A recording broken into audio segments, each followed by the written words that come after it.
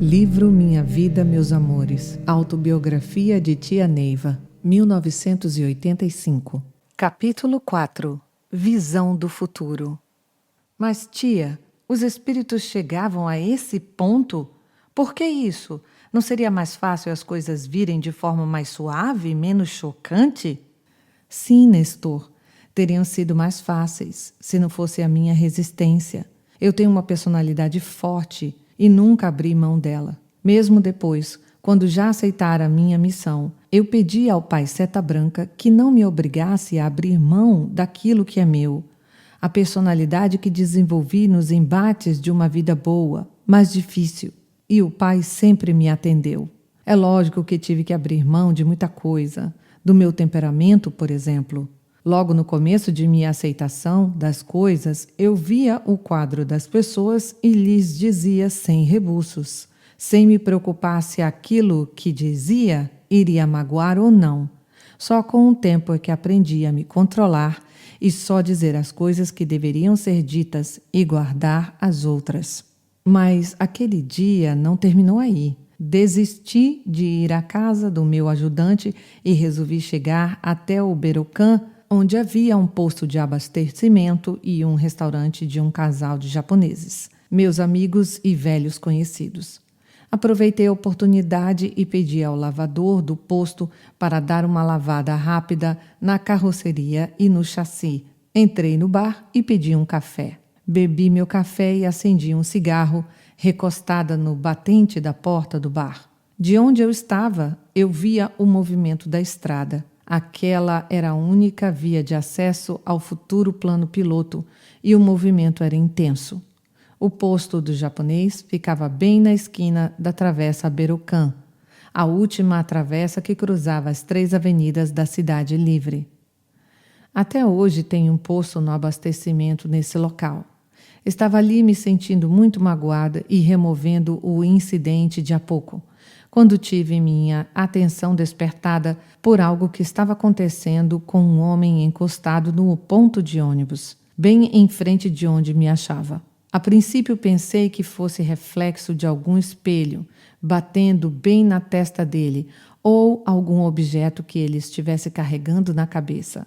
Mas não, parecia uma coisa impossível. Bem em cima da cabeça formou-se uma espécie de tela de TV e mesmo eu estando a uma distância relativamente grande, talvez uns 10 metros, eu via perfeitamente uma cena como se fosse um filme.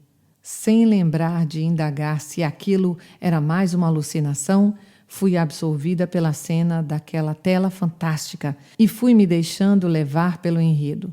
Na tela aparecia o próprio homem, portador daquela televisão, e ele estava encostado no próprio poste e eu também estava vendo. Nisso, a cena se modificou sem que, na foto real, ele se movesse.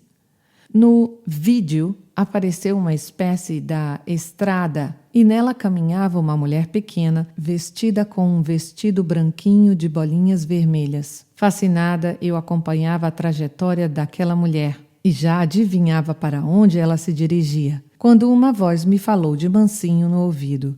Você está vendo o futuro desse jovem.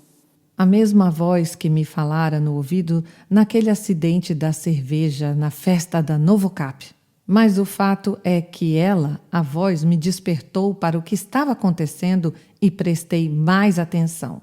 A moreninha, vestida de vestido de bolinhas vermelhas, carregava uma sombrinha colorida e se aproximou do homem, subiu na ponta dos sapatinhos e deu-lhe um beijo no rosto. Eu olhei cada vez mais fascinada e, na verdade, o homem ainda estava sozinho, encostado no poste do ônibus e carregando, agora eu sabia, o seu futuro na cabeça. E, por fim, a cena se concretizou. A moreninha, de vestido de bolinhas vermelhas, carregando uma sombrinha colorida, se aproximou, em carne e osso, se levantou na ponta dos sapatinhos e beijou-o no rosto. Pronto. Eu havia visto e confirmado um futuro. Mas nisso a coisa esquentou. Eu pensara que, uma vez confirmado o encontro, a lição havia acabado e a TV iria sumir da cabeça do homem. Tal não aconteceu. e a cena do filme continuou. Só que desta vez foi um ônibus cheio de gente que parou no ponto.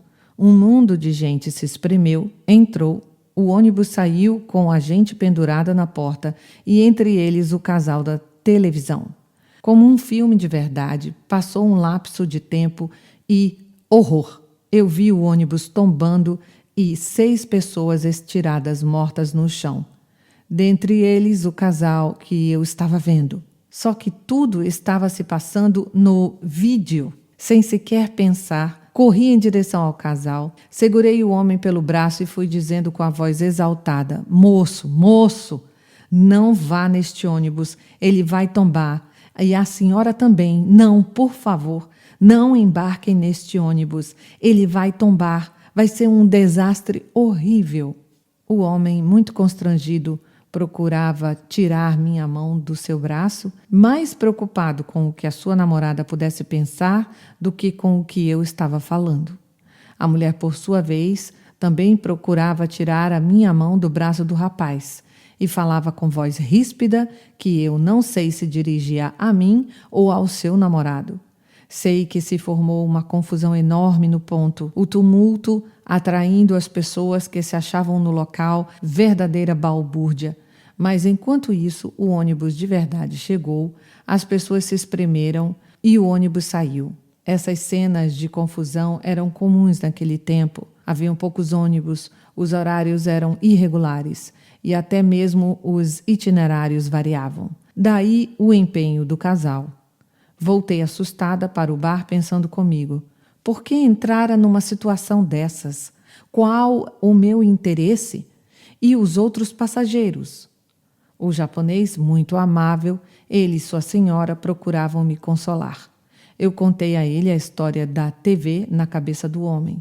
Ele não ficou muito convencido, mas nesse momento o casal veio chegando onde eu estava, a mulher visivelmente irritada, falando em voz alta com o rapaz.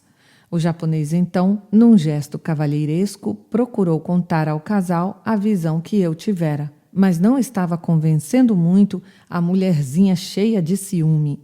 A televisão sumira da cabeça do homem. Nisso, ouviu-se um estrondo, como se fosse uma grande explosão. Todos no bar quedaram silenciosos e um ar de interrogação em cada olhar. E todo mundo correu para fora. Distante 1 quilômetro de onde nos achávamos, a estrada fazia uma curva acentuada para a esquerda. Aliás, até hoje é a mesma, e isso em acima de um aterro, ficando a curva a uns 7 ou 8 metros de altura. Apesar da guarda de ferro que acompanhava toda a curva, os desastres ali eram frequentes. Não deu outra coisa, e do bar japonês a gente via o povo correndo para o local. O ônibus havia tombado e a notícia chegou rápido. 4 pessoas estavam mortas. O casal se aproximou de mim, se desmanchando em desculpas. Falavam qualquer coisa de ficar devendo a vida a mim e a moça procurava abraçar-me enquanto que o japonês falava excitadamente para todo mundo o que eu previra. Como no consultório do psiquiatra, a minha reação foi nervosa.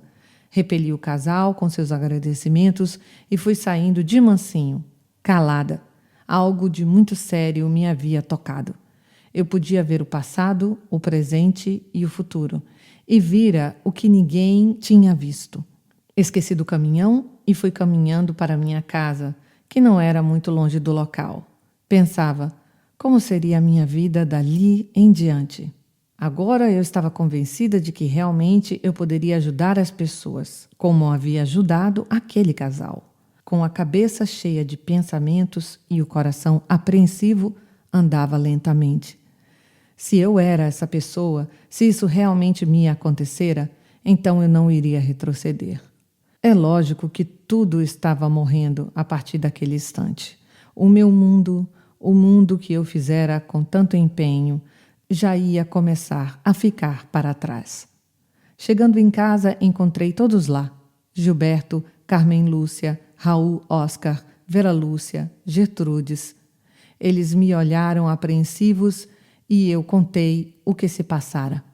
Também lhes disse que eles não precisavam mais se preocupar, pois daquele dia em diante eu voltaria a ser calma, sem eclosões.